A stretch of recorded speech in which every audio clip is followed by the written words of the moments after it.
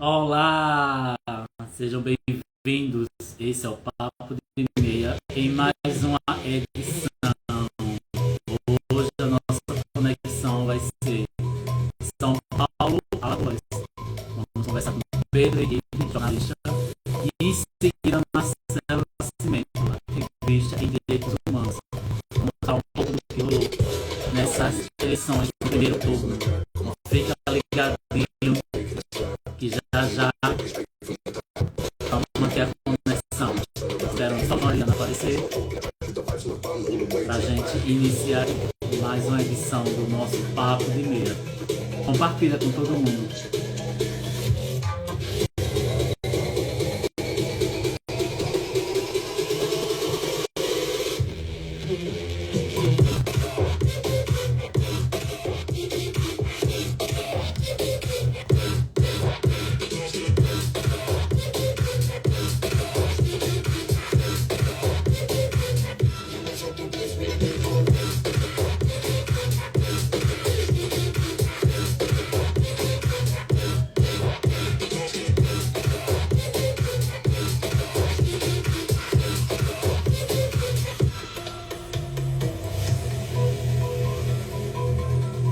Aguardando aqui, vamos compartilhando, podem já ir formulando as perguntas, já já a gente começa.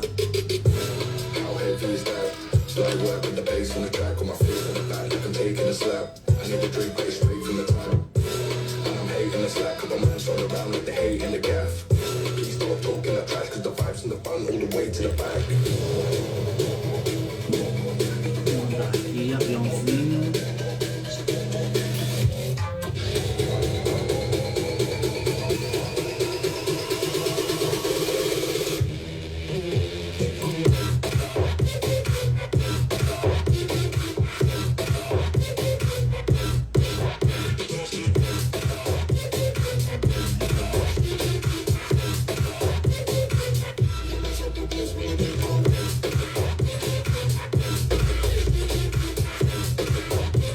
Todos compartilhando.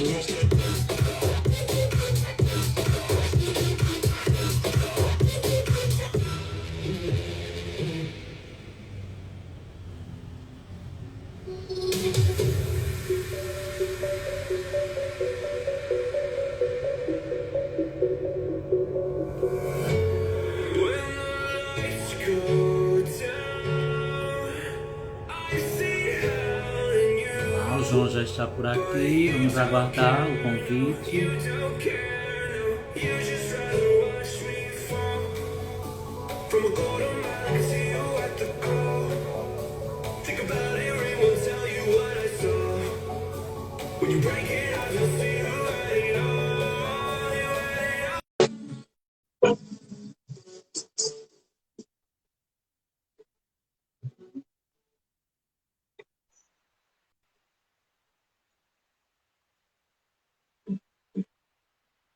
Oi, Olá, boa noite. boas, meus amores.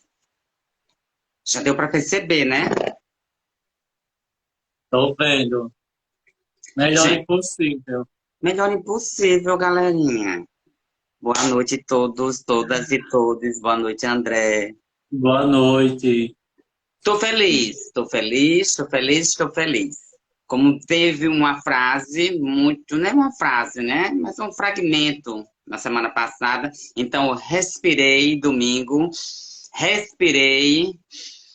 E aqui estamos nós, meus amores. São 6 milhões, né? É, Então, 6 esse número milhões. tem muita representatividade. Quem acompanha o Papo de Meia sabe da seriedade do projeto, sabe que é um projeto híbrido social, no qual é voltado para as minorias sociais. E é por essa razão que a gente está frisando muito toda essa campanha em prol de um Brasil melhor, em prol de um Brasil sem medo de ser feliz. Muito E aí, bem. pronto. Bom, bom, bom. Tem convidado hoje? Eu tô Temos. pegando aquele ritmo, né? Tem cabaré essa noite? Tem convidado hoje? Tem, vamos falar nossas conexões. Hoje é São Paulo e Alagoas, né? Isso é Então, ótimo. Isso dois é convidados. ótimo. Tem um convidado que é terceira vez, se eu não me engano, dose tripla. E temos um que está estreando hoje, que é o nosso querido Pedro Henrique França, Olhe para a gente diretamente de São conseguir. Paulo. O Pedro Henrique França tem uma agenda lotada, então ele vai ser categoricamente 10 horas. A gente está começando com ele. Vai ser meia hora mesmo, porque ele já tem uma agenda já programada logo em seguida. Né? Vamos Então a lá. gente já vai Bem-vindo, pegar a agenda do Alex. nosso Estava convidado. sentindo sua falta por aqui. Alex, Ah, Danúbia, bem-vinda. Amanda, beijo. gente, obrigada. Gente, eu sou assim, muito discreto, até para votar. Bom, vamos lá. Vamos pegar esses alguns minutinhos. Antes, a gente tem 5 minutos, então vamos falar coisa séria. Deixa eu ligar o óculos aqui. Esse corpo moreno, cheiroso. Né? Ai, gostoso que Deus me deu, gente. É um corpo, né? Um corpo é um corpo. Então vamos lá. Começa mais uma vez o Papo de Meia. O Papo de Meia é um espaço no Oi, qual é Alex, voltado para... bem-vindo. Bem-vindo. Não, estou É falando aqui com voltado o povo. É voltado para promover informação, no intuito de gerar formação e assim fluir transformações. Né? É importante falar que não resumimos só para a comunidade LGBT e mais. Também direcionado para as mulheres, os índios, os negros, pessoas com deficiências, é, muito importante essa conexão e esse espaço, pois pronto, a nossa intuito é gerar voz e vez para as minorias sociais no Brasil. Participa conosco não só as pessoas de Alagoas ou do Nordeste, mas de todas as regiões do Brasil. E De ficamos todo o muito gratos, Brasil. né, por essa responsabilidade que temos e, ao mesmo tempo, por essa aceitação e por essa credibilidade que o Papo de Meia tem em nível nacional. Obrigado. Nacional, né? E aí eu Muito, e estou obrigado pelas. Deixando aqui, agradecendo as mensagens que eu recebi de todo mundo. Cada mensagem, cada ligação foi muito importante para mim no momento que eu passei e só me trouxe mais força. Então, gratidão a todo mundo e estamos de volta aqui, né, firme e forte, e o Papo de Meia é isso, é essa pluralidade e está de portas abertas para todos e todas. E aguarde novidades por aí que vai vir. E Logo em adiante breve. disso, logo em breve, também para fortalecer ainda mais, não só você, mas a mim, a todos que acompanham nosso projeto, acabamos de receber um prêmio da Joia direto de Pernambuco, foi enviado, era para estarmos presentes, mas diante do fato, gente, para o pessoal entender qual foi o fato, tá bom? Foi o falecimento do pai do André. Então, assim, para quem é daqui de Alagoas, ou quem acompanha ele nas redes sociais, vai sacar, né, que o fato foi esse. Então, a gente teve essa questão toda de, sei lá, a perca, né? Nunca estamos preparados para a perca de um bem material, imagine de uma pessoa querida e um pai, ou uma mãe, ou um Verdade. ente familiar. Mas aqui está o prêmio, recebi em mãos do Marcelo Nascimento, e agradeço ao grupo, Obrigado pelo né, reconhecimento. o GHC, que é de Cabo de Santo Agostinho. Obrigado. O troféu é Obrigado. Mãe Amiga da Diversidade. Então tá aqui Legal. guardadíssimo. Vamos fazer sim uma live com vocês. Gratidão. Bom, faltamos 2 minutinhos. Olha lá os contatos. É ao vivo, mas vamos lá. Alô, Marcelo. Quem sabe faz ao vivo. Dá, meu amor, você só vai entrar no ar. Estamos ao vivo já, você já está aqui aparecendo, viu, o áudio. Da Barba já Às está, 10h30. viu? 22h30 que você está conosco. Bom jantar, gato. Beijo. Bom, gente, tá vendo? Quem sabe faz ao vivo. É diretamente da redação. 2 minutinhos, então vamos lá? Todos os meses são meses de orgulho LGBT em prol do respeito da diversidade. Então, não se inclui só no mês de junho, todos os meses são meses de luta e de resistência para a comunidade LGBT. Hashtag Muda Brasil, hashtag Sem Medo de Ser Feliz. Vote com orgulho por uma política que representa. É importante frisar algumas observações aqui. né? Então, mas vou começar principalmente falando do orgulho e da alegria que dá, como o programa Voto com Orgulho da Aliança Nacional LGBTI do Tony Reis em São Paulo, que monitorou o processo eleitoral de 2022 e levantou a candidatura de 355 pessoas LGBTI+. Destas 355, 20 foram eleitas. Parabenizo demais, tá joia? São guerreiros. São. E vou detalhar mais. Uma é governadora, 5 deputados, deputadas e deputadas federais, 13 deputados e deputadas estaduais e 1 deputado distrital. Também temos 233 ficaram como suplentes. A entidade, juntamente, que entidade é essa? A Aliança Nacional LGBTI+, né? Junto com outros movimentos, irá realizar no mês de novembro, no Rio de Janeiro, o primeiro encontro para... Aí vem a estruturação, a organização e a força da coletividade dessas pessoas que foram eleitas. Agradeço demais e parabenizo demais o Guilherme Cortes, que participou aqui conosco, que foi eleito. Foi eleito, parabéns. Guilherme. Érica Hilton, admiro você demais, sigo, é difícil trazer você para o Papo de Meia, diante da sua agenda, que admiro muito, Érica Hilton, o São Paulo. Admiro demais, respeito demais, Linda Brasil, que foi eleita também em Aracaju. Admiro demais, não foram eleitas, mas admiro demais 2 mulheres trans que concorreram aqui, a Sara e a Bianca. Então, assim, Verdade. é isso aí, gente, é não deixar a peteca cair. Vamos que vamos, o processo é esse. Tá bom? E hoje eu quero dar aqui os parabéns aos empreendedores, que é dia do empreendedorismo, principalmente os empreendedores LGBT, ao qual você fez presença no evento do Sebrae aqui, foi muito interessante, né, João? Quantas pessoas empreendedoras LGBT temos aqui, né, em Alagoas? Isso é muito importante. A força, né, do empreendedorismo, principalmente mais importante LGBT. Ainda, a gente tá, eu vou usar muito a palavra corpus, porque hoje a gente vai tratar de um documentário que fala sobre a corpolítica, né? Corpolítica e esses corpos, né? Políticos dentro do espaço da esfera pública. Esses corpos LGBT. Então, esses corpos LGBT hoje estão ocupando espaço dentro do Sebrae. Isso é gratificante, porque mostra que está buscando uma qualificação, está buscando uma profundidade e uma ampliação de conhecimentos. Isso é importantíssimo. Muito, muito, muito. Conosco, e o Sebrae, e dar os parabéns ao Sebrae por abrir essas portas, né, para a diversidade. É muito importante também um órgão como o Sebrae ter essa visão também. Então, principalmente o Sebrae, juntamente com o João, que ele coordena, que é o outro João, né, do Sebrae, aqui de Alagoas. Isso aqui também, gente, eu sei que o Sebrae, São Paulo, Rio de Janeiro, Minas, Bahia, de outros estados também realiza esse brilhante trabalho, tá bom? Então, parabenizo ao Sebrae de nível nacional, não só regional. Eu queria ver se o nosso convidado, né, nosso primeiro convidado, o Pedro Henrique França, já se encontra. Se sim, meu amor, dê um oi, dê um ai ou dê um ui.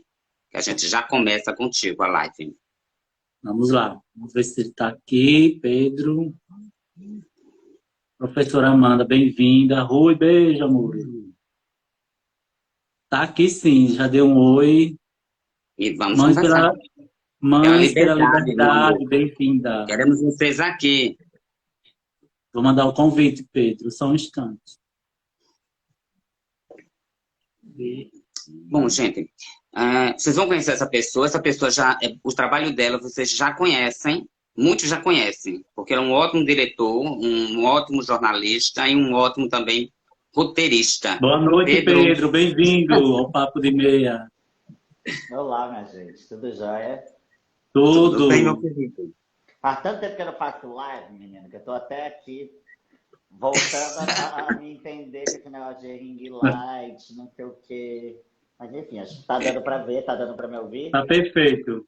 Tá tudo ótimo, tá ótimo. Ah, que ótimo. Ai, que sotaque maravilhoso, gente. Pedro, primeiramente agradecer demais você abrir espaço na sua agenda, tá, já para participar conosco do Papo de Meia.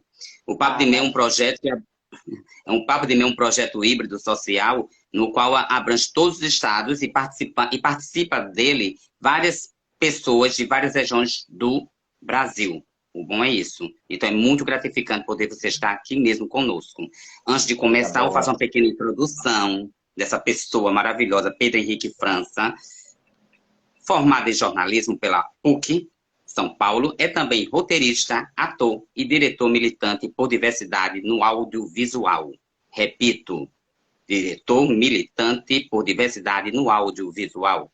Defensor dos direitos humanos e antifascista. Repito, antifascista.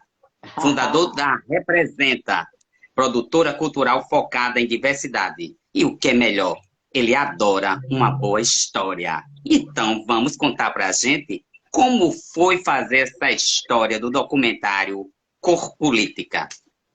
É, coisa E boa. Que por que o música nome? maravilhosa, Porque gente. o nome, primeiramente, porque o nome. Vamos lá. Bom, cor política, né? Que história como é que em 2020, pandemia, todo mundo em casa, aquela loucura, né, que vai acontecer, de repente chega uma notícia do recorde de candidaturas LGBTs nas eleições municipais de 2020, né? A gente estava ali naquela situação de pandemia, não se sabia ainda o que ia acontecer, até com relação à própria eleição.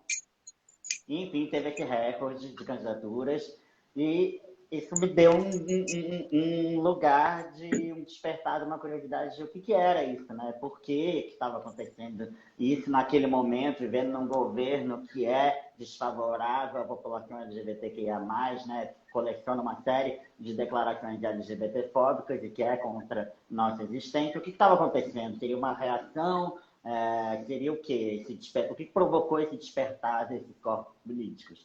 Cor política vem daí, vem dessa história, desses corpos políticos, dessas interseccionalidades, que é essa grande comunidade, né, LGBTQIA+, e todas as letras e mais que tiverem aí ao longo da estrada, e de entender um processo, na verdade, de entender por que a gente é tão subrepresentado na política institucional brasileira, né? A gente tem um histórico de a gente tem 0,16% dos cargos eletivos do país ocupados por pessoas LGBTQIA+, e a gente tem,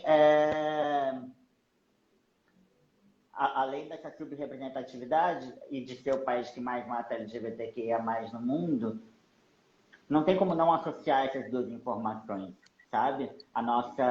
O nosso vazio de representatividade na política institucional com o fato de sermos o país mais violento para pessoas LGBTQIA+, no mundo, superando inclusive o país onde ser LGBTQIA+, é proibido, né? É passível de sentença de morte. Então, o filme é um pouco isso, assim, ele parte dessa investigação nesse sentido de entender por que estava havendo aquele recorde de candidaturas e por que somos tão poucos na política e como isso está correlacionado com o fato de sermos o país que mais mata LGBTQIA+ no mundo. Como foi você montar? Eu chamo até de elenco, que mesmo sendo documentário, teve aquelas conexões para dizer, será que a galera vai realmente entrar nessa vibe? Né? Porque é uma vibe você, querendo ou não, foi produzido na pandemia, tem todo aquele trabalho de resgate dos registros audiovisual. Como foi que você chegou nessas conexões de trazerem pessoas como a Erika Hilton, a Andrea Bach, a Mônica Benício, o William de Luca, que são uma galera pesadíssima e de grande representatividade de seus corpos, né, na esfera pública. Foi ótimo. Sim.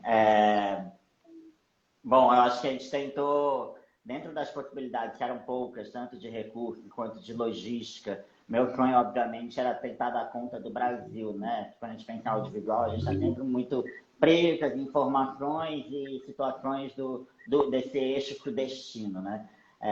Eu queria muito conseguir ter dado conta, porque foi um recorde de candidaturas no país inteiro, né? Belém, São Luís, enfim, no país inteiro. E só que a gente tinha uma pandemia, não estava dando para viajar, a gente não tinha orçamento para isso. E era um risco, a gente viajou Rio-São Paulo de carro, sempre de estrada, numa equipe muito enxutinha, de 4, 5 pessoas. Então tá, então já que a gente vai ter que dar conta de Rio e São Paulo, eu quis tentar dar conta do máximo de diversidade dentro da nossa grande comunidade LGBTQIA+. Então a gente tem a Mônica Benício, que é uma mulher lésbica, a gente tem a Andrea Bato, que é uma menina bissexual, o William de Luca, que é um homem gay, e a Érica, que é a nossa mulher trans, que na época estava concorrendo a vereadora e Vereadora. já é nossa deputada federal, maravilhosa, minha candidata eleita. Então, foi a partir disso. Assim, claro, o filme ele conversa com outros candidatos do campo da direita. A gente tem o Fernando Holliday, a gente tem o Tami. A gente discute um pouco também o lugar dessa representatividade no sentido de discutir a eficácia dela, né? Que é uma coisa que a Erika Malonguinho fala no filme. Em algum momento ela fala que representatividade não é uma identidade apenas, né? Ela não pode ser alegórica. E é um pouco nessa discussão que a gente entra nesse lugar da captura que os partidos de direita fazem, né, com relação às candidaturas femininas, às candidaturas negras, às candidaturas LGBTQIA+, porque, por exemplo, no caso das candidaturas LGBTQIA+, acolhidas por partidos de direita, existe um fenômeno que os candidatos de esquerda, comumente, em média, eles têm 75% de orçamento do partido, 25% de orçamento de doações, enfim. O inverso acontece quando é um candidato da direita. 75% tem que vir dele mesmo e 25% é ali um troco que o partido dá para ele fazer sua campanha. Então é isso, assim, a gente tem um elenco diverso, na tentativa de ser o mais diverso possível nesse sentido, de identidade, de interseccionalidades. A gente também tenta ser plural nesse lugar das vozes, né? Quem são essas vozes, onde elas estão, atuando em que campos partidários.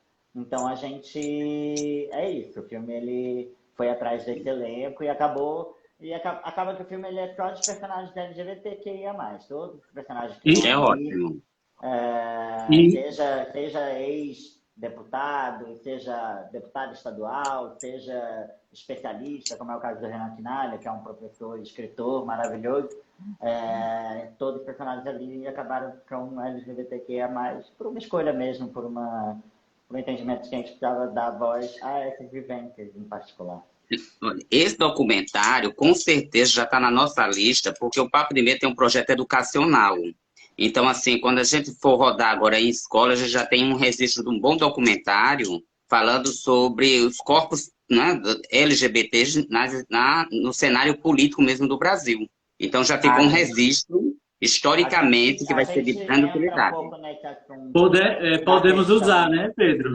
Pode, claro, demais. Eu quero muito que esse filme seja motivo de debate em escola, até porque a gente fala sobre isso no filme, porque entre eleição e cai eleição, esse tema que nos atravessa do campo LGBTQIA+, ele sempre é pauta para esse lugar do inimigo, da destruição da família. Estamos agora vendo muito isso, né? Verdade.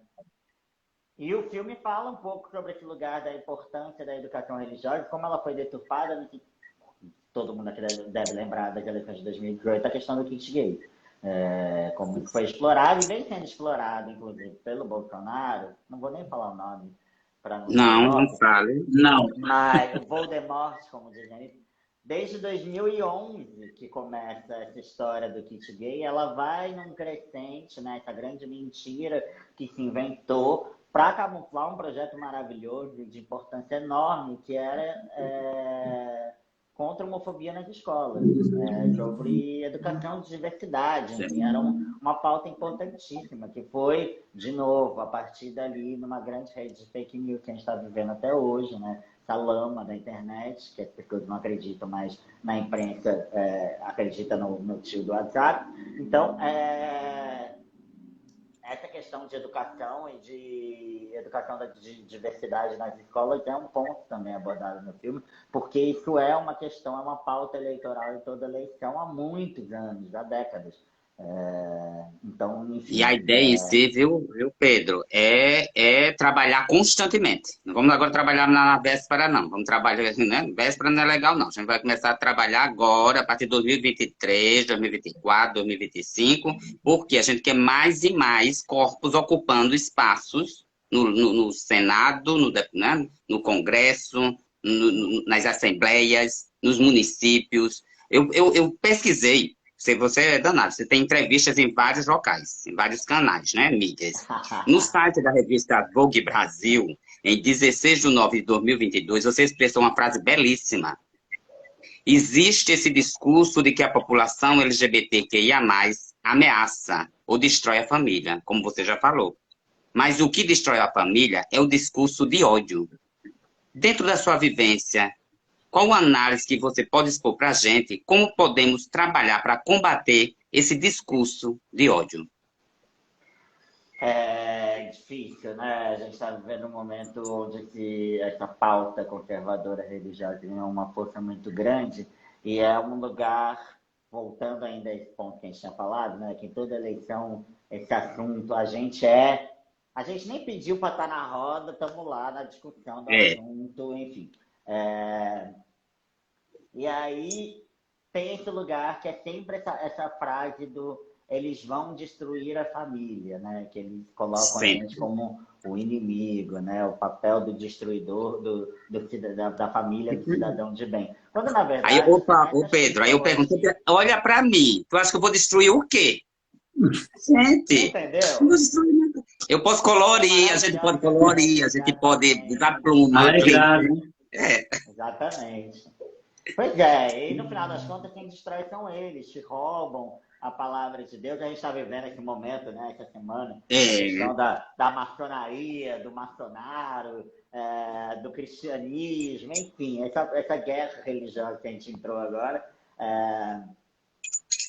Para o final das contas, quem destrói a família são esses cidadãos, esses usurpadores das palavras, né, cristãs, né, esses usurpadores da fé, esses grandes pastores que fizeram grandes indústrias religiosas, que ficam alimentando esse discurso de ódio e fazendo famílias rejeitarem seus próprios filhos. Quem está destruindo família? Se a gente está falando da família no sentido, no complexo da existência, enquanto união, né, que se prega quando você pensa em família, quem está destruindo a família não somos nós, né? A gente está aqui querendo só ser quem a gente é, viver nossa vida Mas E semear o amor, o filme né? tem isso, né? O filme tem a história da Érica, que é uma pessoa que foi rejeitada pela família, foi botada para fora de casa, por conta desse lugar do discurso fundamentalista, né? E é muito bonito, que é a trajetória dessa relação da mãe dela da mãe da Érica com ela. Não vou dar spoiler, mas é uma pessoa que acaba virando uma figura muito importante para a sociedade nos tempos de hoje. Todo mundo vai ficar com gostinho de quero mais, Pedro. Vamos deixar o pessoal com gostinho de quero mais, sabe por quê? Porque a galera do Rio vai poder curtir esse documentário maravilhosamente no dia 8 e no dia 9. Ele vai estar no Festival do Rio. Tá, gente? Galerinha do Rio, esse documentário merece ser assistido não só uma vez, mais de umas vezes. Então, vamos lá. Aí no Rio de Janeiro, no festival, vai estar Festival do Rio, Estação NET, Gávea, 8, e Estação NET Rio, no dia 9. Um no dia 8, outro no dia 9. E a pergunta que não quer calar, que o pessoal está perguntando, sabe qual é? Mandaram já até num zap para mim agora. João, pergunta se vai ter como esse documentário ser exibido nos cinemas ou em algum streaming. Existe essa possibilidade, Pedro? Olha, a gente tem como distribuição a Vitrine, a gente está nesse começo de trajetória que é enfim, circular por alguns festivais. A gente esteve no Queer Lisboa, em Portugal. A gente passou agora pelo Festival Internacional de Cinema de Brasília, semana passada. Estamos chegando no Festival do Rio esse final de semana, como você falou, dia 8 e 9. Dia 8 às 18 horas no Net Gávea, dia 9 às 16h30 no Netflix Botafogo. Estamos lá nessa mostra do Estado das Coisas do Festival do Rio, que é uma mostra dedicada a filmes mais políticos. Estamos dedicados também ao Prêmio Félix, que são filmes de temática LGBTQIA+. Depois daqui, a gente vai para 2 festivais aqui em São Paulo, que eu ainda não posso exatamente falar qual, mas eles estão chegando, então quem souber um pouco do calendário do cinema está entendendo do que eu estou falando. Enfim, muito em breve, antes do segundo turno. Esse filme está num timing, infelizmente ou felizmente, muito oportuno, porque é isso, para além desse lugar da representatividade LGBTQIA+, desse debate que a gente faz em torno desse vazio, dessa ausência, a gente também tem o por trás desse lugar da violência política. E o atual presidente, ele é uma pessoa muito importante no que a gente chama de cruzada da perseguição à comunidade LGBTQIA+, há muitos anos. Então, é uma pessoa que vem usando de forma muito oportunista a nossa pauta, de forma muito desonesta e desleal as nossas vivências, para fazer um discurso de ódio, de pânico sobre a nossa comunidade como um todo. Então, por isso que em 2018 a gente ficou todo mundo desesperado com essa possibilidade. Estamos de volta, indignados, né, com a possibilidade de uma segunda chance de um segundo turno para um homem que não deveria estar nem sendo candidato, que já deveria estar preso. Então, é isso, assim, vamos nessa, estamos aqui vivendo essa experiência de novo, infelizmente, mas isso não vai acontecer, a gente vai virar esse jogo. O amor vai Vamos, vencer o ódio, a gente sempre perfeito. soube fazer com dessa certeza. limonada um bom suco, então a gente vai dar certo, vai dar certo. E é nessa pegada da sua oralidade que eu reforço a todos, todas e Aí você é todes. muito chique. Maravilhosa, fala. Corpos políticos, hoje, graças a Deus, nessa eleição de 2022, teve grande evidência.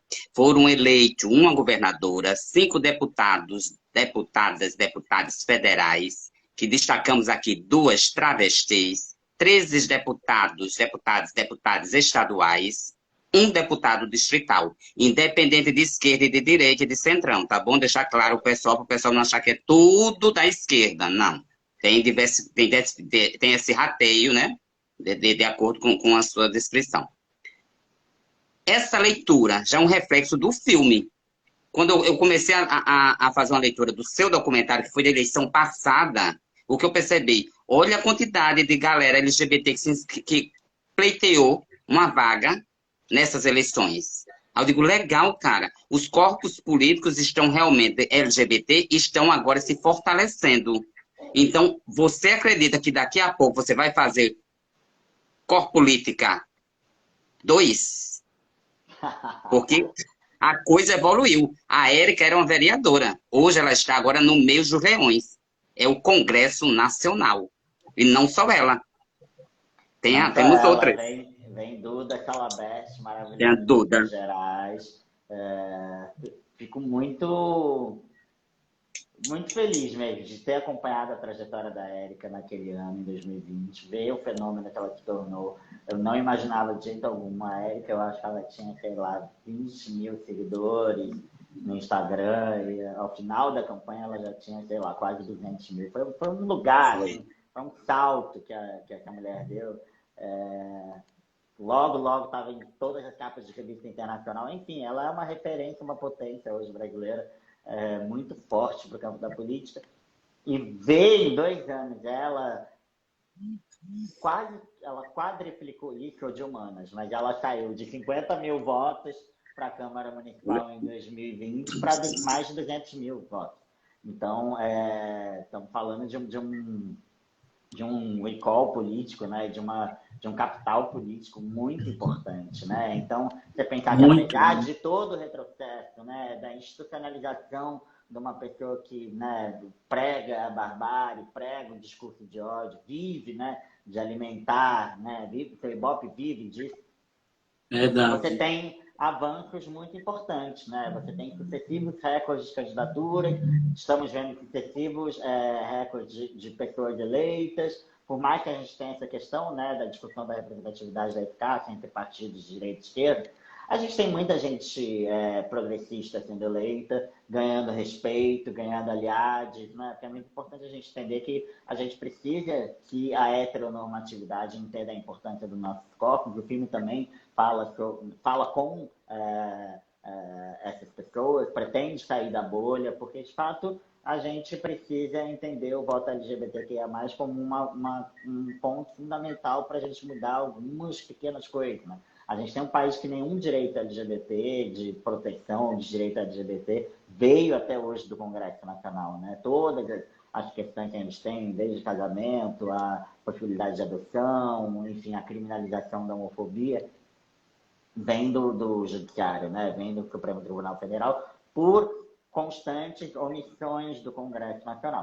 Então, a importância da gente estar ali, enquanto os corpos políticos, entendendo, né, quando a gente está compactuando com a nossa agenda, quando a gente, né, está lutando não só pela nossa agenda, mas por toda a sociedade, mas também pela nossa agenda,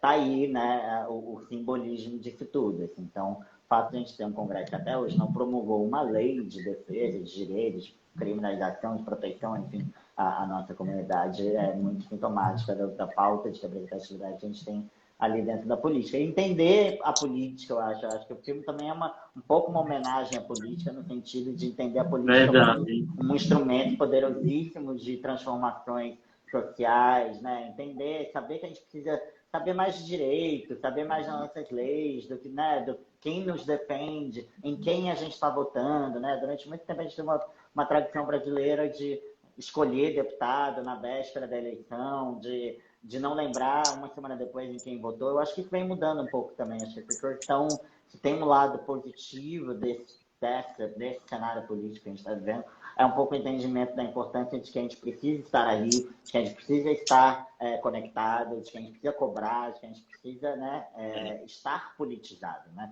Durante muito tempo, que politizado era, eu não gosto de política. Mas se você não gosta de política, você não está interessado no mundo, você está muito confortável na sua zona de conforto, e você não né, ou não tem total dimensão do lugar que você ocupa, o que é muito frequente, inclusive. Então, eu acho que é isso. Assim, eu acho que o filme ele também tem um lugar da gente se politizar e entender a importância da política. Ô Pedro, você falando agora, minha mente ficou a mil, até vou fugir da pauta, viu? Porque, assim, eu tornei um ativista mesmo, sempre fui militante, mas não atuante. Então, foi na pandemia, e principalmente quando eu vi o declínio do Brasil para um lado fascista, então eu disse, não, acho que é a hora de realmente eu ter vergonha na cara, levantar a bandeira e começar a fazer projetos em prol de acordar a galera LGBT. E eu uso muito a frase que, às vezes, é nas dificuldades que parece que a força do bem vem. Então, foi através da postura desse novo presidente que a galera LGBT eu senti mais unida, mais forte. Não só a galera LGBT, mas as minorias sociais mesmo. Então, assim, eu prometi a mim mesmo, depois de domingo, que agora vai ser esse viés de uma educação mesmo para politizar.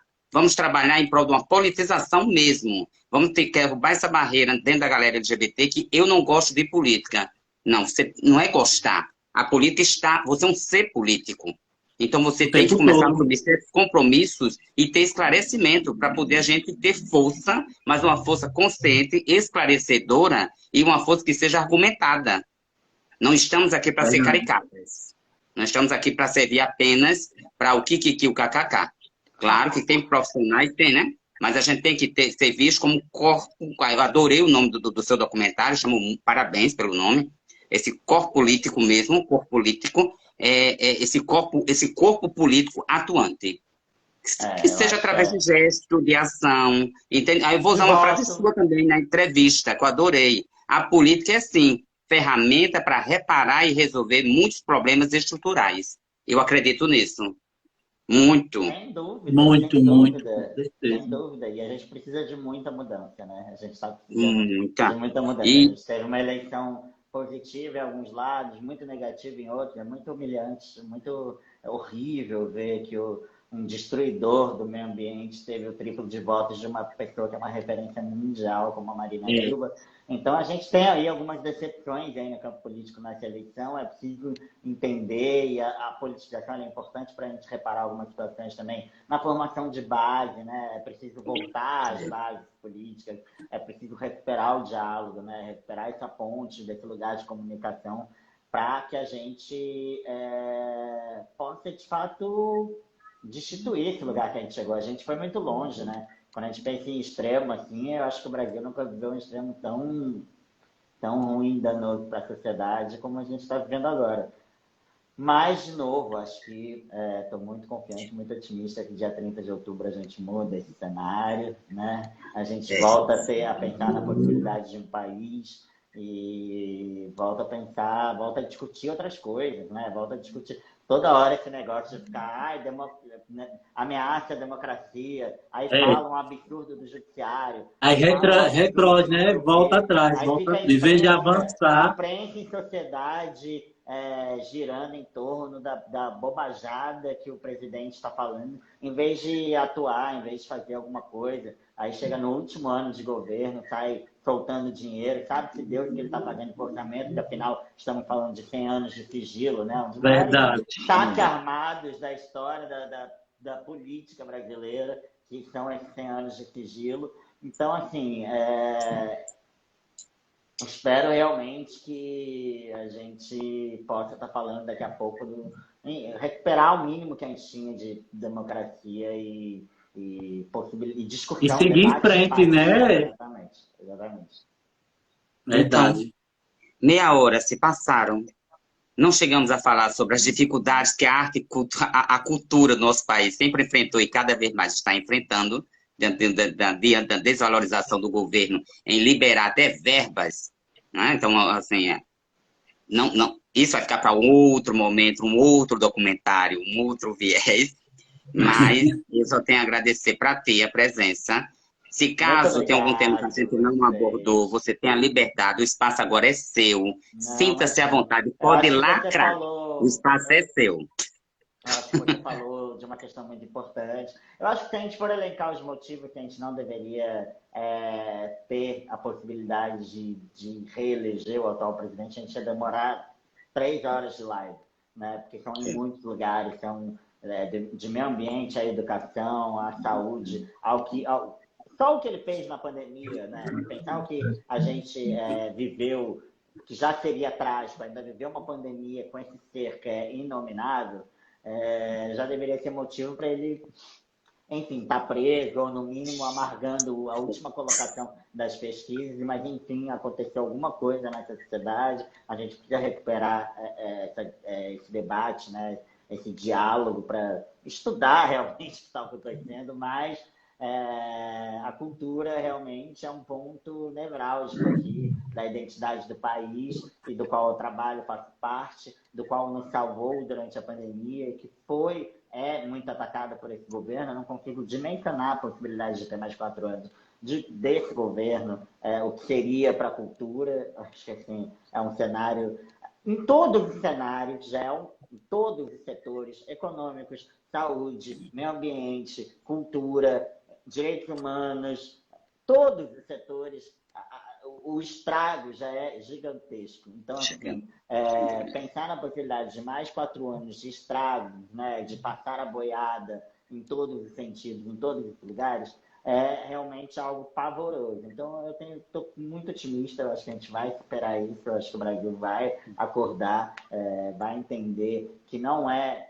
uma coisa ou outra, estamos falando da barbárie, da possibilidade de um país, são coisas muito diferentes, não é uma escolha muito difícil, não pode ser posto em falsa simetria, como se fossem extremos equivalentes. Então, eu acho que a sociedade vai despertar, vai entender a importância da política, vai entender a importância de preservar a nossa democracia, vai votar em Lula, vai votar 13, confirma. No estado de São Paulo também, isso é um chamamento, isso é um apelo. A gente não pode ter Tarcísio Freitas como governador do estado de São Paulo. Verdade. A gente já tem um cinturão fascista aqui no sudeste do país, com Cláudio Castro reeleito, com Romeu Zema reeleito em Minas Gerais.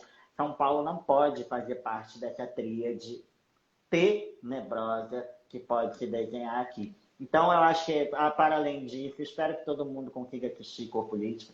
Estamos indo para o Festival do Rio, dia 8 e 9, sábado e domingo agora, Net Gávea no sábado, Net Rio no domingo. Vamos para mais 2 festivais aqui em São Paulo, teremos um festival em Los Angeles, enfim, vamos tentar levar essa palavra o mais longe possível. E é isso, espero que vocês fiquem bem. Massa. Temos um mês de militância aí pela frente. Vamos lá. Animado. Vamos recuperar esse país. Depois Vamos lá. Comemora, temos muito a comemorar. Já temos a comemorar, chegamos na frente. Nunca na história do país um candidato à reeleição chegou em segundo lugar. Então, chegamos na frente, chegamos com 6 milhões de votos, chegamos com novas deputadas, com 2 mulheres trans no Congresso Nacional. Vamos comemorar o que é para comemorar e lutar muito, porque temos uma trajetória aí de, sei lá, temos menos de um mês agora, vamos conseguir continuar levando essa eleição. Beijo, obrigado, gente. Beijo, obrigado, Pedro. Obrigado por tudo. Bom. Obrigado, amor. E sem perdermos o viés político. Vai, Joelle. Total. Abraço. Beijo. Gratidão, gratidão. E já vamos chamar o segundo convidado, que já está no ar. Marcelo Nascimento. Dá um oi pra gente aí, diga um oi. Enquanto ele está no ar, eu fiz um levantamento, porque comecei a indagação. O projeto Papo de Meia abrange todas as minorias sociais. E eu perguntei, gente, finalmente, quantos estados, além de Alagoas, não elegeram mulheres como deputadas federais? Então, vamos lá. Além de Alagoas só tinha uma deputada. Agora, a partir de 2023, não vai ter mais nenhuma. Só homens. Ainda não pesquisei como está no cadastro desses, né, eleitos. Se são cis héteros normativos, ou se são pessoas pardas, negras ou brancas. Mas vou pesquisar, viu? É convidar o Marcelo, que ele já vai entrar no ar. Ele já está aqui conosco. André, aí. Opa! Oi, boa noite, Marcelo. Olá! Bem-vindo. Olá, olá, olá. Olá! Boa noite. Olá! Olá, olá, olá, olá. Olá, olá. Marcelo, uma satisfação enorme você estar aqui conosco. Obrigado. Novamente. Eu que agradeço Novamente. a oportunidade.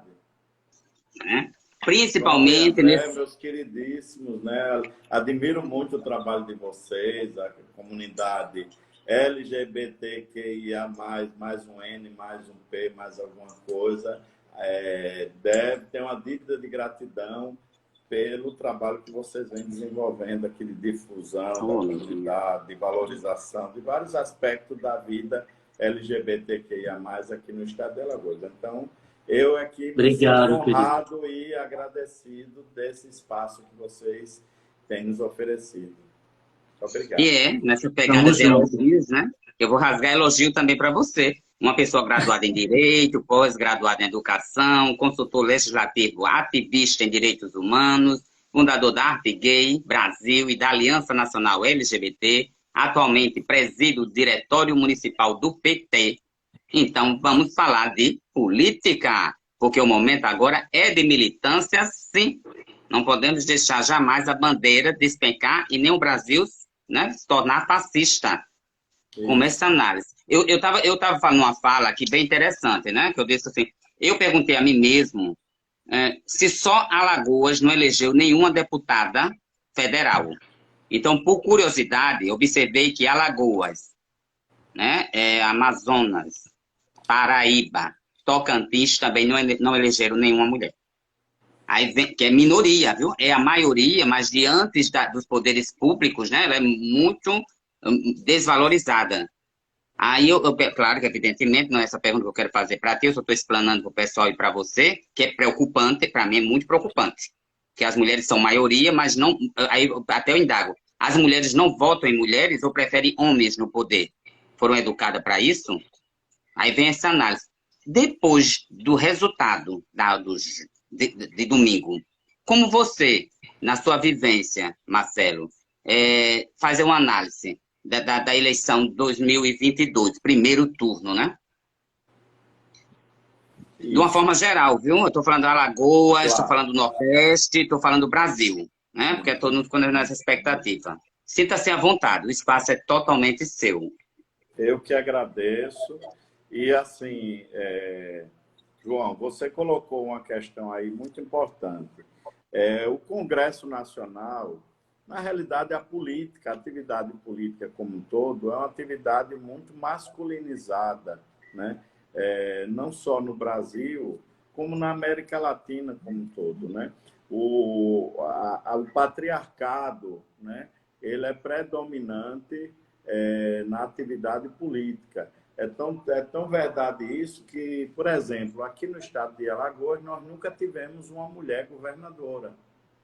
Justo. O Rio de Janeiro só teve uma mulher governadora, que foi a Benedita da Silva, que passou um período muito curto, né, em função do afastamento do governador eleito. E aqui no Nordeste, poucas mulheres governam estados. Se você tirar, por exemplo, o Rio Grande do Norte, que tem uma mulher resolvida, declarada, resolvida sexualmente e declarada LGBT, que é a minha amiga Fátima Bezerra, né, que eu conheço desde a época da sua militância como professora universitária, ao mandato de deputada estadual, depois deputada federal, senadora, e agora foi reeleita governadora do Rio Grande do Norte. Mas a Fátima Bezerra, que todo mundo diz, agora ela é a governadora do Rio Grande do Norte, já reeleita, né, esses dias. Mas o que a Fátima Bezerra passou, né, o sofrimento que a Fátima passou, primeiro, pela questão do preconceito de gênero, o machismo. Segundo, a questão de ser uma pessoa LGBT, de ser uma pessoa lésbica, uma mulher lésbica bem resolvida. Né? Só para vocês terem uma ideia, numa das candidaturas de Fátima Bezerra à Prefeitura de Natal, na véspera das eleições, os seus adversários imprimiram uma caricatura de Fátima com um pênis escrito: isto aqui é para comer as criancinhas de Natal. Veja o nível de barbárie, né? De machismo e de LGBTfobia que as pessoas LGBT enfrentam quando decidem entrar na política. Então, eu vejo muita gente dizendo: política não é para fracos, política é para fortes. Por que muitas vezes as pessoas fazem isso? Porque as pessoas têm um parâmetro da atividade política baseada exatamente no homem hétero, branco, heterossexual, né? E de classe média, né? Das oligarquias locais. Então, a política se tornou esse, digamos assim, esse lugar, né? Para os incluídos, né? Para os segmentos mais empoderados da sociedade brasileira, das oligarquias, do machismo, do patriarcado. E uma pessoa LGBT, um gay, uma lésbica, uma travesti, uma pessoa não binária, uma mulher, adentrar nesse universo significa você romper com padrões, com paradigmas já estabelecidos há séculos. Outro exemplo, trazendo aqui para Alagoas. Kátia Borne, minha amiga, tenho uma grande admiração por ela. Tal. A Kátia sofreu muito, né? Pelo fato de ser mulher, uma mulher à frente da prefeitura da capital do estado de Alagoas, e pelo fato também de ser uma mulher assumidamente, resolvidamente lésbica, né? Então, só para ilustrar como a seara política ela ainda é muito áspera, né, para os segmentos socialmente discriminados da nossa sociedade, as pessoas que vêm dos grupos socialmente discriminados. Então, adentrar nesse universo significa você romper com paradigmas e enfrentar, inclusive, padrões culturais pré-estabelecidos na nossa sociedade. Eu até O Marcelo, desculpe recentemente... cortar sua fala, viu? Tá, tá. Então, dessa forma, pegando a sua oralidade, acreditas que o Brasil chegou nesse patamar porque muitos não sabem o que é o fascismo. Muitos querem a ditadura, mas nunca viveram uma ditadura. E agora gritam aos quatro cantos. Eu digo muitos porque a gente vê pelo resultado das frações da votação. Então, isso germinou e gerou esse monstro que está no poder, disseminando a maldade e o mal. De certa forma, sim, porque essas oligarquias, esses currais eleitorais, por exemplo, o Rio de Janeiro, né, o estado de onde saiu o atual mandatário, ou do desgoverno da República, né, o atual presidente, né? É um estado marcado pelos conflitos políticos, né? Nós tivemos recentemente uma vereadora que foi assassinada, porque essa vereadora colocaria em xeque a carreira política, o monopólio da família Bolsonaro lá no Rio de Janeiro, né? Nós viemos de um histórico agora de governadores que foram presos no estado do Rio de Janeiro, de milícias, né, que têm atuado por décadas no estado do Rio de Janeiro, milícias, inclusive, que lavam dinheiro do narcotráfico através de postos de gasolina, de supermercados e de outros ramos da indústria, do comércio local. Então, é uma situação, né, essas oligarquias, esses políticos, digamos assim, sui generis, no sentido mais deplorável da palavra, né?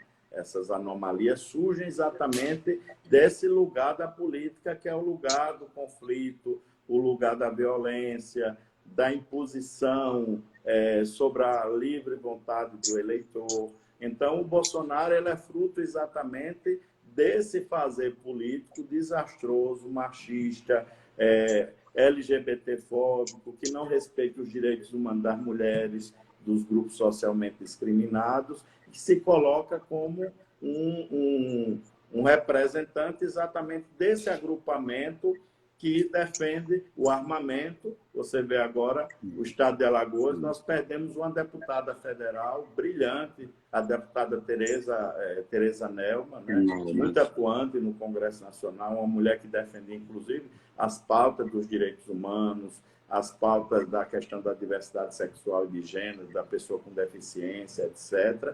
E ganhamos 2 deputados, ganhamos entre aspas, né? Foram eleitos 2 deputados federais que defendem abertamente o armamento, a população armada. Então, nós estamos num processo de regressão, né? Do ponto de vista preocupante, do né? retrocesso mesmo, né? Quando você deixa de eleger pessoas que buscam que têm uma visão mais civilizatória, por pessoas que têm uma visão mais arcaica de sociedade, mais ultrapassada, que estão na contramão da história, enquanto que o mundo todo discute penas alternativas, discute desarmamento, respeita o meio ambiente, respeita a diversidade sexual e de gênero das pessoas. Aqui em Alagoas e no Brasil, nós elegemos para o Congresso Nacional uma bancada, tanto na Câmara como no Senado, bancada extremamente conservadora. É aquilo que o Jean Willis falava, a bancada do BBB, Bala, Boi, Bíblia. Essa bancada BBB, ela voltou com muita força nessa eleição agora do dia 2 de outubro, né? Só para a gente ter uma ideia dos números, o PL, que é o partido do atual presidente, elegeu quase 100 deputados e deputadas. A União Brasil elegeu uma outra quantidade expressiva de deputados. E olha que a União Brasil surgiu de uma fusão entre o antigo PSL, que era o partido do Bolsonaro, e o PFL. Então, só essas 2 bancadas aí, mais a bancada do PP, do atual presidente da Câmara dos Deputados, que conduz e coordena o orçamento secreto, todo mundo sabe o rios de dinheiro que foi a eleição no estado de Alagoas, com dinheiro do orçamento secreto. Muito prefeito, aqui de Maceió e de várias cidades, está tudo caladinho. As prefeituras nunca tiveram tanto dinheiro no estado de Alagoas como tiveram agora nos últimos meses com o orçamento secreto. Então, aí vem a pergunta, viu, Marcela? Vem a pergunta. Como combater essas compras de votos? Que aconteceu muito e escancaradamente. Lamentavelmente, uma parcela da nossa população LGBT ainda se entrega a essa prática nefasta da compra, da venda e compra de voto, né? Infelizmente, muitos LGBT, eu fiquei extremamente triste, desapontado com lideranças do nosso movimento aqui de Alagoas, votando em deputados que são homofóbicos, declaradamente homofóbicos. Ainda bem que esse que eu estou me referindo especificamente não foi reeleito, né? O pai foi reeleito, mas ele não foi reeleito deputado federal, ainda bem, né?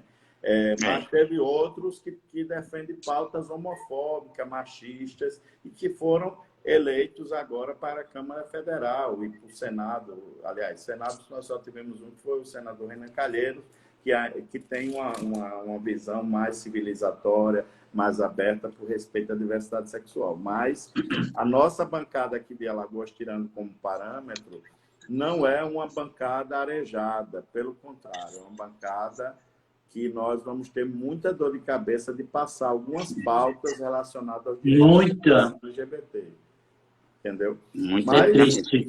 No final, né, do túnel, acendeu uma luzinha vermelha, com rosa, com azul, com a luzinha do arco-íris lá, que garantiu a eleição de 21 LGBT no nosso país, né?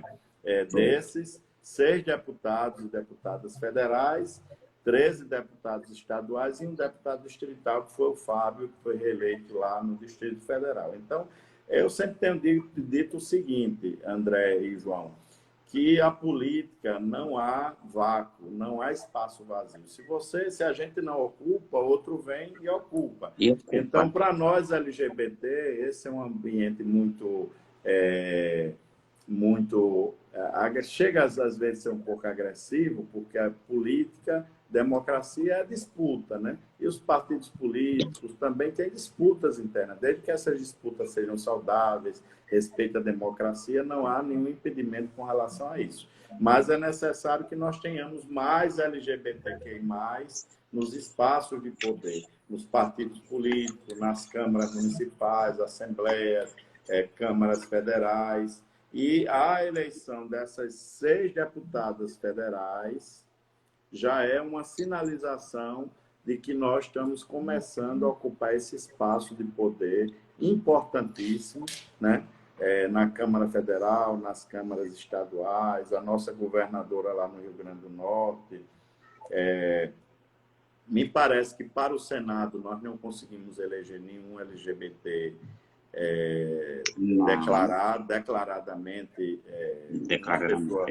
LGBT, mas nós tínhamos até essa gestão o deputado Fabiano Contarato, lá do Espírito Santo, que é um homem muito comprometido, um homem LGBT muito comprometido com essa pauta, né? E, pelo contrário, o povo lá dos estados, elegeram para o Senado também umas figuras muito retrógradas, né? Muito. Damares é uma delas. Por exemplo, o que é que Damares vai fazer no Senado Federal? Vai barrar todos os projetos das mulheres, das bichas, dos índios, dos negros, das negras, né? Infelizmente. E pelo pouco que eu li, viu, gente, sobre ela, a meta dela é se tornar presidente do Senado, viu? Ela está articulando isso. Veja, a que ponto... Preocupante. Que ponto? Um país que já teve aquele Eduardo, que foi preso, como é que chama? Do Rio de Janeiro. Eduardo Cunha, né? Já teve um Eduardo Cunha na presidência da Câmara Federal, né? Eleger, por exemplo, uma mulher conservadora, totalmente retrógrada, né? Que é a atual ministra dos Direitos Humanos, agora afastada, porque foi candidata, né? no Senado Federal, significa que nós vamos ter muita dificuldade de aprovar qualquer pauta vinculada à emancipação dos direitos LGBT. Infelizmente, não só ela, né? O Pazuello, Ricardo Salles, ex-ministro do Meio Ambiente, que queimou grande parte da Amazônia, Mourão. É verdade. E a gente está Aí, falando... No Senado, o Senado só estão lá ocupando cadeiras 4 mulheres. Restante todos são masculinos, são os homens. Eu estou gerando até um questionamento a mim mesmo. Gente, a população só acredita que quem pode comandar a política são homens? Né? Aí eu digo, não, mas espera aí, mas também não. Porque, querendo ou não, eles acreditam que os LGBTs, os índios, os negros também têm que começar a ocupar espaço e também ganhar visibilidade para esse espaço. E o Papo de Meia cada vez mais vai abrir portas e vai estar presente nas redes sociais para eles terem voz e espaço, não só na véspera, mas durante os 4 anos de mandato. A gente tem que começar a fortalecer. Vamos fazer um trabalho de uma educação política, esclarecimento para a população. Exatamente. É o que esperamos. Muitas pessoas do nosso meio dizer fascistas não passarão, né? Eles já passaram, né? Eles já estão eleitos. Já estão aí. Já estão aí. Muitos, né? Muitos deles já estão eleitos para a próxima legislatura. Isso nos entristece profundamente, Muito. né? Porque as pessoas estão dando um cheque em branco, estão credenciando essas pessoas para fazer verdadeiras barbáries na política brasileira, no Congresso Nacional, desrespeitando os direitos das populações socialmente discriminadas, dos grupos que precisam da proteção do Estado, né? Então, é lamentável como esses núcleos, esses representantes, e que dizem, né, que representam a família, não as famílias, não as famílias no plural, representam um modelo de família ultrapassado, né? O direito não reconhece só um único modelo de família. Nós temos vários modelos de vivência de família. Então, esses portadores, né, dessa doença chamada retrocesso vão continuar no Congresso Nacional tentando barrar os nossos direitos. Por isso que a Érica de São Paulo, a Dandara de Minas, a Diana do Rio Grande do Sul, a Duda de Minas Gerais, o Clodoaldo de Pernambuco e a Linda Brasil de Sergipe precisam se articular internamente dentro do Congresso Nacional, dentro da Câmara dos Deputados, participar das frentes, né, que é assim que os deputados e deputadas se organizam no parlamento, através de frentes parlamentares. Nós temos a Frente Parlamentar pela defesa da cidadania LGBT. Eles precisam, porque, assim, no universo de 513 deputados e deputadas, uma ovelhinha só não faz verão. Eu já vi muita gente se perder na multidão, né, desses deputados e deputadas. Então, o segredo é se juntar, né, se nuclear dentro do Congresso Nacional, em blocos, né? Nada de protagonismo individual, de A, B ou C, como nós já vimos, excelentes quadros da comunidade LGBT que foram eleitos para o Parlamento Federal, mas tinham uma atuação muito sectária, muito isolada, né? Eu acho que a palavra de ordem nesse momento, com crescente presença dos conservadores no Congresso Nacional, é a gente se organizar enquanto bloco, enquanto frentes parlamentares, para barrar exatamente os retrocessos que estão por vir na cena política. E o presidente Lula, muito hábil, né? Estou trabalhando agora já no segundo turno, gostaria que ele fosse eleito no primeiro, mas não deu, faltou muito pouco, né? Mas nós temos agora o segundo turno, tudo está indo muito bem, graças a Deus, e o povo.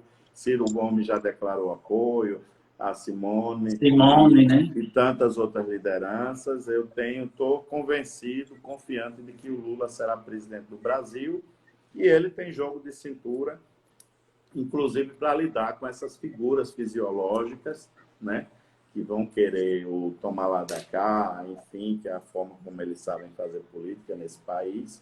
e preservar e garantir os direitos da nossa população LGBT e da grande população brasileira que passa fome, né? Já são mais de 40 milhões de pessoas que passam fome no nosso país, uma realidade que até há 13 anos atrás, 14 anos atrás, estava praticamente erradicada no Brasil e voltou com muita força. Eu digo isso porque todos os dias eu recebo umas batidas na porta de casa de pessoas das redondezas pedindo alimento, né? Pessoas desempregadas que não tiveram acesso ao Auxílio Brasil, enfim. Infelizmente, nós lidamos com essa triste realidade do povo brasileiro que precisa urgentemente ser mudada, né? Nós não nascemos para sofrer, para padecer sem dignidade, sem respeito ao ser humano que nós somos. Então, eu tenho muita confiança de que Lula será eleito. Esse bloco de deputados e deputadas que nós elegemos, né, para o Congresso Nacional, os 6 LGBT, mais os que defendem a nossa causa, que eu acho que chegam aos 150, quase 200, mais ou menos, formarão um grande bloco, uma grande união para que só o progresso, né, e a civilização passe as pautas civilizatórias passem Não vai ser fácil, né, Marcelo? Não vai ser fácil. Não vai ser fácil. É uma correlação de força difícil, porque a pessoa que votou muitas vezes no Lula no primeiro turno e vai votar agora no segundo turno, às vezes não pensa que o Lula precisa ter deputados e senadores para dar sustentação a ele. Justamente. Aí votam no Lula e votam em deputados e senadores conservadores. Então, está fazendo um tipo de serviço para o próprio Lula, criando um embaraço à governabilidade do próprio presidente Lula, né? Então, mas isso seria falta de informação da pessoa? Falta de fazer o caminho? Olha, eu já tive muito essa visão, que chega a ser um pouco até ingênua, né? Assim, de que as pessoas não têm informação, não conseguem fazer uma análise crítica. Eu acho que as pessoas vendem o voto, infelizmente. Tem muita gente sem vergonha. Muita gente sem vergonha, que merecia uma pisa mesmo, para ser gente, ter vergonha na cara, deixar de estar vendendo o voto para passar 4, 8 anos sofrendo o pão que o diabo amassou, né? É esse tipo de pessoas que a gente chama de cidadão. Aí alguém pode dizer, mas está num nível de vulnerabilidade muito grande, às vezes está precisando dos 100, dos 200 reais. E, pasmem, teve deputado que comprou voto aqui em Alagoas a 500 reais. 500 reais. E muitas pessoas venderam, lamentavelmente, né? Essas pessoas, infelizmente, é como o peru que vota no Natal. Vai ser comido de todo jeito, né? É verdade. Mas ainda há uma esperança, né? No fim do túnel ainda há uma esperança. Com certeza. A gente acredita a esperança existe, e a esperança da gente viver dias melhores sem medo de ser feliz. É verdade. Eu sou otimista por natureza, assim, prefiro dizer que também sou realista, né? Acho que o Brasil precisa ter um pacto civilizatório urgentemente. Fico muito feliz em ver, por exemplo, o Fernando Henrique Cardoso, um sociólogo muito respeitado, que foi presidente da República, o Hermínio Fraga e tantos outros personalidades públicas desse país, pessoas respeitadas, né, nacional e internacionalmente, quando fazem um voto útil, né, um voto em defesa manifestam seu voto em defesa da candidatura do Lula. Significa que ainda há cabeça crítica, massa crítica no nosso país, e uma parcela da população brasileira ainda pensa no outro, no bem comum, né? Não pensa apenas em si, não pensa apenas nos juros, que é uma forma de corrupção que quase ninguém fala. Os juros bancários, pessoal, é uma corrupção oficializada, né? A gente tira lá no CDC, que chama, né? Aquele empréstimo rápido lá, disponível nas nossas contas, e paga o dobro, às vezes o triplo, às vezes por Triplo. um período muito curto, de menos de um mês. Aquilo é uma corrupção oficializada no nosso país. Os juros bancários é uma coisa que o próximo presidente da República, não só com relação a essa corrupção oficializada através dos bancos, né, que só enriquece os banqueiros do nosso país, mas também a questão das grandes fortunas. As grandes fortunas precisam ser tributadas no nosso país. Enquanto nós pagamos no nosso imposto de renda, né, das vezes 20%, 30% da renda anual, o dono de grandes fortunas não paga tributo sobre as grandes fortunas. O cara que tem um helicóptero monomotor, um aviãozinho, muitas vezes não paga sobre esse bem. Então, o Brasil ele é muito, digamos assim, benevolente, né, com os poderosos, os grandes, né, as pessoas mais simples, né, que pagam a conta, né, que pagam o pato na realidade. Né? Então, essas coisas precisam ser mudadas. E quando a gente traz essa realidade para a nossa população LGBTQI+, aí é que a gente precisa ter uma pauta muito, muito, muito mais proativa, né? Porque é muito fácil você bater nas costas do LGBT, receber um LGBT no órgão público, servir um cafezinho, uma água, dar uma risada, tal. Depois, quando a pessoa vira as costas e o gestor público fecha a porta, não encaminha absolutamente nenhuma política pública. E eu faço isso muito independente apesar de ser presidente do PT em Maceió, mas tenho minha consciência livre e assim, sou muito independente no sentido de fazer crítica, né, a qualquer gestor municipal, estadual, que não implementa políticas públicas voltadas para a nossa população LGBT. Né? E não só para a população LGBT. Estou vendo aqui o Denis Angola, né, que é um ativista importante do movimento negro, da capoeira. Precisa também ter políticas voltadas para a população negra, né, quilombola, indígena. Né? E nem sempre a gente percebe os gestores públicos comprometidos com essas pautas. Então, o nosso movimento LGBT, André e João, que é muito... as lideranças geralmente são muito hipossuficientes, principalmente aqui no estado de Alagoas, precisam parar de reivindicar muito em função própria, diárias para viagens, passagens aéreas, apoio para eventos, cultura de eventos é o que mais tem, eventos que acontecem 2, 3 dias, depois não tem mais nada.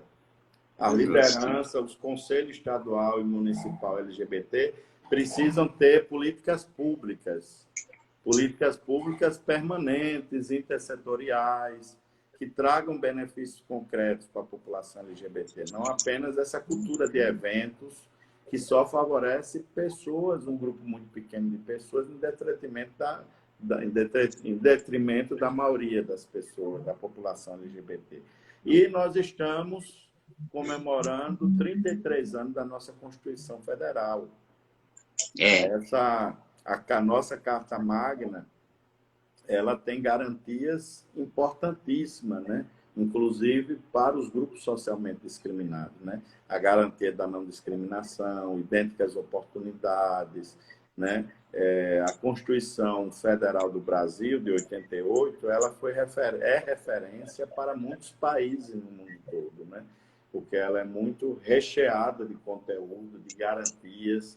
Né, o capítulo das garantias individuais, eu utilizo muito a Constituição Federal quando faço oficinas de direitos humanos, etc., garantia de direitos para a nossa população LGBT e outras populações também, porque é nela que a gente vai buscar o amparo. E, pasmem, teve deputado da bancada da bala do boi da Bíblia que queria mudar, inclusive, o preâmbulo da nossa Constituição Federal, onde diz que todo poder emana do povo. Ele queria colocar todo poder emana de Deus. Ou seja, ele queria, na prática, não só uma mudança, digamos assim, de semântica, né? Mas também uma mudança da democracia para a teocracia. A teocracia é um perigo eminente. Apesar do Brasil ser um país católico, né, predominantemente católico, mas nós somos um Estado laico. Então, esses parlamentares que vão assumir agora, as 6 deputados federais, os 13 deputados estaduais, precisam fazer uma defesa intransigente do Estado laico. A religião, nenhuma religião, absolutamente, pode ser maior do que a Constituição Federal, do que a democracia, do que os direitos, a garantia de direitos para a nossa população. Então, é o que se espera dos eleitos, né? Nós demos uma carta de responsabilidade a eles e elas, e agora eles precisam fazer disso uma mantra, né, a ser lida e seguida diariamente na vida deles, né? Porque a partir desse momento eles e elas passam a ser referências nossas na cena política nacional, né? Então eu desejo muito sucesso a todos os eleitos, 21 deputados e deputadas eleitos da comunidade LGBTQIA+. Eu não estou à frente de nenhuma organização LGBT especificamente, mas assim colaboro e participo eventualmente de eventos de todas elas, as redes nacionais, a BGLT que eu fui presidente, a Artiguê que eu fui fundador, a Aliança que eu sou do Conselho Político, enfim. E, assim, o movimento deve ser parceiro desses parlamentares, né? Porque é o movimento que vai indicar os caminhos que eles vão percorrer no Congresso Nacional, na esfera federal, né? Então, eu estou muito otimista, não só com a possibilidade de Lula ser presidente da República, é uma possibilidade real, como também dessas candidaturas que vão mexer com a cena política, o cenário, as cores, as vozes afeminadas no Congresso Nacional, né? Toda a presença dessas pessoas vão mexer com paradigmas, né? Com a heteronormatividade que é predominante lá no Congresso Nacional.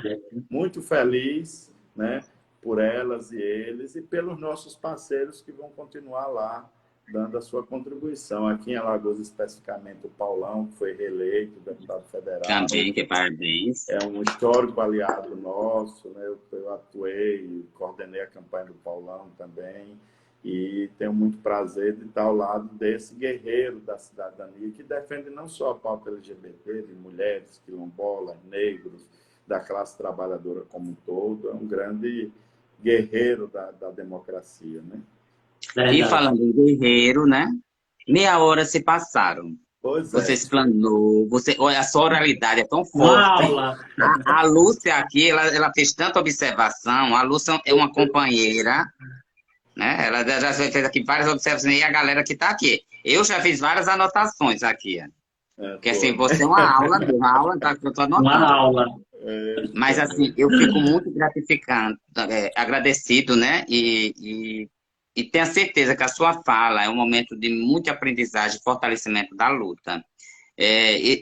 Todos que estão assistindo a gente agora e que vai assistir, vai perceber que existe esperança sim, como você já explanou. E no segundo turno, vamos estar consciente e preparado que a mudança vai chegar. A gente tem que estar consciente disso. Eu estou confiante. Né? Inclusive, dia 13 vai ser lançado um manifesto nacional, aqui em Alagoas vai ter também. Então, já estão todos e todas convidados, e todos de antemão. Depois a gente anuncia, divulga o local, o horário. Dia 13 de outubro será lançado um manifesto nacional, um manifesto LGBT pró-candidatura de Lula presidente. Então, estão todos já convocados, intimados para esse momento importantíssimo, né? Porque é como eu disse, né? Nós estamos entre a democracia e a barbárie. Não há as pessoas que têm senso crítico, né, que têm massa crítica, não tem muito que pestanear, que titubear com relação à escolha a fazer, né? É claro que nós temos que defender a democracia, né, o Estado republicano, o Estado laico, né, e a outra opção já foi testada, né, politicamente durante 4 anos e no povo brasileiro não tem identidade com essa proposta de governo, de poder representada pelo Bolsonaro. Então, meus amigos, ainda temos 26 dias pela frente, né? o Tem que vira-voto, ser né? O vira-voto, É o vira-voto. O convenção meu tá mais mais do que, parentes, o amigos. meu voto tá mais do que virado, tá escancarado mesmo. Agora, só para dizer uma coisinha bem surpreendente.